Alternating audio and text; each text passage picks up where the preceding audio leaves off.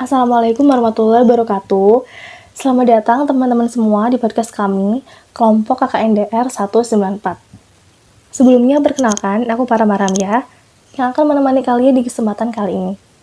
Nah, untuk tema podcast kali ini, kita akan mengangkat sebuah topik yang sebagian besar orang pasti pernah relate atau merasakan hal ini.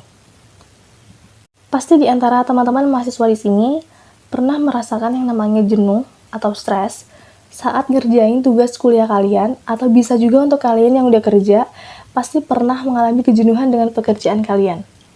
Inilah yang kita sebut dengan yang namanya burnout. Dan di podcast kita kali ini, kita akan membahas secara lebih lanjut, apa sih yang disebut dengan burnout itu? Indikasinya apa, dan gimana tips untuk mengatasinya? Pertama-tama, burnout itu bisa juga kita sebut dengan kejenuhan. Ini terjadi saat kita mengalami stres atau rasa tertekan yang terjadi secara terus-menerus. Dan secara fisik ini ditandai dengan gampang lelah, insomnia, dan kehilangan selera makan. Dan hal ini adalah akibat dari yang namanya emotional exhaustion, atau kita bisa sebut dengan kelelahan secara emosi. Emotional exhaustion ini membuat kita jadi lebih sensitif atau gampang baper. Kita bisa jadi gampang marah, rasa hopeless, dan pesimis. Dan kalau aspek emosional kita terganggu, pasti akan mempengaruhi kesehatan fisik kita. Fisik akan melemah dan jadi gampang sakit karena pengaruh stres dan perasaan-perasaan negatif yang kita rasakan.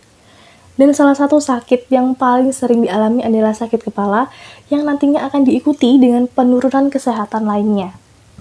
Dan indikasi kedua kalau kita mengalami burnout adalah kita mengalami yang namanya depersonalisasi. Depersonalisasi ini perasaan negatif yang bikin kita ngerasa asing dengan diri kita sendiri. Keterasingan yang kita alami ini bisa membantu kita untuk menyadari bahwa ada sesuatu yang salah dalam diri kita. Depersonalisasi ini membuat kita menarik diri juga dari lingkungan sosial dan bahkan bisa saja kita menghindari orang lain dengan cara yang kasar.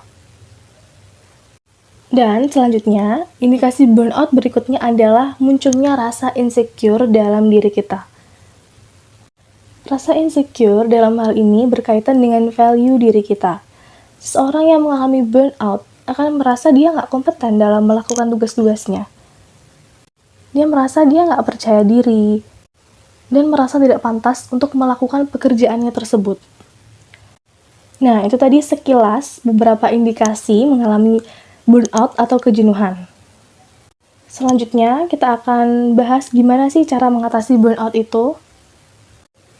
Jadi yang pertama, kita perlu mencari hal baru supaya kita nggak ngerasa jenuh.